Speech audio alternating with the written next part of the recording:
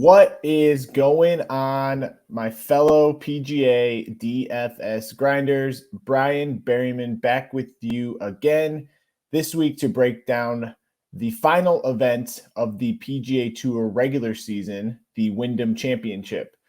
Before I get into the course and the plays I like for this week, I do want to just briefly touch on how the model and perfect percentage performed last week at Rocket Mortgage.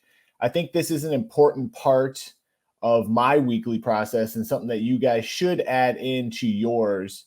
Looking back at the decisions you made last week, what you did well, what you didn't do well, how you can improve is a humongous part of becoming a successful DFS player. So I'm going to touch briefly on that here for last week. Let's first look at how the model broke down. Patrick Cantlay led the way last week as the top play. He ended up finishing tied for second place last week. Obviously, Tony Finau was a back-to-back winner. He also ranked well in our model at 63.3 model points. So a good showing for the model, in addition to Tom Kim here, who finished, I think, seventh place. So three guys here within our top five in the model finished top seven last week. That's always a good thing to see. Let's move over to the perfect percentage. Similar results. Cantlay and Finau were our top two in the perfect percentage. They did finish 1 and 2 for the week. Again, not totally surprising. They were two of the best players in the field, but it is good to see the simulations spinning out good results 2 weeks in a row. There were some misses. Let's go back to the model here. The first miss, which I talked about that I was pretty high on, was Denny McCarthy. Unfortunately, he did miss the cut. Again, didn't do anything too terribly, just never really got it going. When a guy relies on his putter like Denny does, and it just isn't a hot putter week, he does run the risk of missing the cut. We've talked about that in the past. Unfortunately, it bit us this past week at Rocket Mortgage, but kind of part of the deal. Another miss last week, Maverick McNeely in the model here. It looks like he was in the top 10 in our model. Again, a guy who just missed the cut. He had been a consistent cut maker all year. I think he had made at least 10 cuts in a row coming into Rocket Mortgage and just didn't get it going. In a week where the course was going to be as easy as last week, you needed to pile up birdies, and those two guys just didn't get it done, unfortunately. So let's move into this week. I have made some adjustments to the model for the Wyndham Championship. We have some great history at Sedgefield Country Club. I love these types of week when we can go back 5, 6, 7 years and pull strokes gain data for a specific course. It really makes my process feel a lot more confident in my process when I have all that data to really pull from. So I want to pull up the correlation matrix that I showed you guys last week. So this is the matrix for this week. There is a pretty significant bump in approach correlation. Typically, we find this number to be on average somewhere around 0.56, 0.57. So a nice bump for approach this week, and another strong putting week. Last week, we had talked about how important putting would be. Again, this week, we are going to see a more of an emphasis on putting with regards to how it correlates to somebody's final score and their strokes gained total number. So I have made adjustments for the model this week. It's honestly pretty similar to last week because those same two stat categories were popping. But I did add some more weighting to approach this week to account for that significant bump that we're seeing. And I also added some points to long-term greens and regulation. With Sedgefield Country Club, the main defense of the course is the tree-lined fairways and the thick rough. So we're going to want guys that are going to be hitting fairways and hitting greens. Distance is not going to play a factor. The last 5 winners here, and I tweeted this out earlier if you guys missed it, for those who maybe don't follow me yet. The last 5 winners in this event. So last year, Kevin Kisner, 15 under par. Then we had Herman at 21 under par in 2020. Poston, 22 under par, Snedeker, 21 under par, and Stenson, 22 under par. The profile of the winners is very clear. None of them are long hitters. All of them are great putters. All of them think their way around a golf course and rely on their accuracy to attack it. That's the profile we're going to be looking for this week. So when I made the adjustments to the model, I had that in mind for us for this week. So let's look at what the model is spitting out and who some players that I'll be targeting this week. The first one that is really popping is Shane Lowry, 5 points clear of Will Zalatoris in second place in the model. And for good reason. Lowry's the best player in this field. He's second over the last 24 rounds in strokes gained approach. Again, talked about the importance of approach, looking for guys that are going to be accurate into these greens to give themselves birdie opportunities. Lowry is a great fit for that in particular. He also hit 63% of his fairways. And in general, he's just an overall very solid player who's not going to get himself into a ton of trouble off the tee and is going to fit Sedgefield Country Club quite nicely. He has some decent history here, 3 out of 4 made cuts with 1 top 10 finish. Again, no surprise that he is at the top of the model for this week. Next player, which I kind of have a little PTSD on, I won't lie to you, is Russell Henley. I, along with a lot of the community, had Russell Henley as an outright last year at this event. He was in control most of the way before bogeying 4 holes on the back 9, including a bogey on the 18th hole to miss the entire 6-man playoff. Regardless, Russell Henley is a fantastic course fit for Sedgefield Country Club.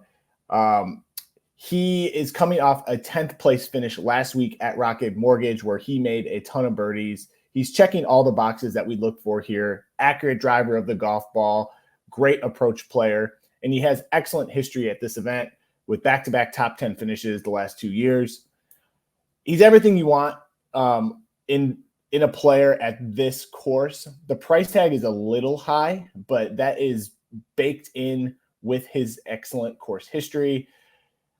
In general, I do like Russ this week. We're getting some solid leverage on him in the simulations. If his ownership stays in check around the 17% that we have him now, I believe he is definitely worth the price tag for this week. It was nice to see him flash some form last week, and he has great history. So I'll be firing him up in a ton of lineups so long as the projected ownership stays around the 18 to 20% range.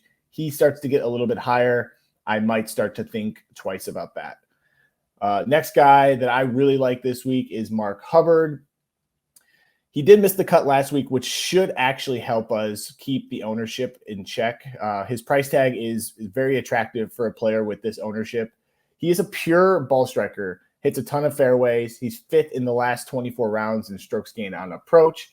And he's hitting, like I said, about 63% of his fairways on the year. He has made 3 cuts in a row at this event. He's an excellent fit tee to green. The problem is just going to be his putter. He's been on a great run with his putter lately. Up until last week, he had gained strokes putting in 5 straight events before his unfortunate miscut last week in Detroit. But I do think firing him up at Sedgefield makes a ton of sense. He has the upside in GPPs that we are looking for. So I will be centering a lot of my lineups around Mark Hubbard. Right now, we have him projected at about 8 to 9% ownership. We'll monitor that throughout the week. Right now, we're getting solid leverage against the simulations on him. So I will be firing up Mark Hubbard in a bunch of lineups. The last guy I want to talk about that I'm liking this week is Brian Harman at 8,300. You can see the profile that I'm kind of going for. Again, it's matching the historical data that we have where we're looking for putters. We're looking for plotters that are smart, that are accurate off the tee, that can rack up birdies because the winning score is going to be around that 20 to 22 under par range. So with Harman, he's 9th in fairways hit over the last 50 rounds in this field, and he's 14th in strokes gained putting on Bermuda grass. So again, excellent fit for what we're looking for. He does have a little bit of a mixed bag here. He has 2 top 10 finishes, but also 5 missed cuts, which is kind of odd. But I like the way he's trending. He did have a top 10 finish at the Open Championship. I believe he came in 6th place. So he's flashing some form. He's coming to a course that he should be able to attack that fits his game nicely. And at 8,300, he's in that nice middle tier price range that you should be able to fit into a lot of lineups. So definitely like Brian Harman this week. Let's move on to some guys that I will be fading. This first one is not for the faint of heart. Kevin Kisner, he's going to be a popular play this week. I have him projected at 15%. I could see that number even going a little bit higher by the time Wednesday night rolls around. He has absurd course history here, which makes him a very scary fade. He has missed 6 of his last 8 cuts, though. And that's concerning for a player that's going to be projecting somewhere around the 15, maybe 16, 17, 18% range this week. I just don't know if I want to be eating that chalk, especially at an $8,700 price point, when I've identified some players already that I like more that are less expensive and will be less owned. Again, this is a risk tolerance thing. For me, I play aggressive in GPPs. I want to give myself the best opportunity to get to first place.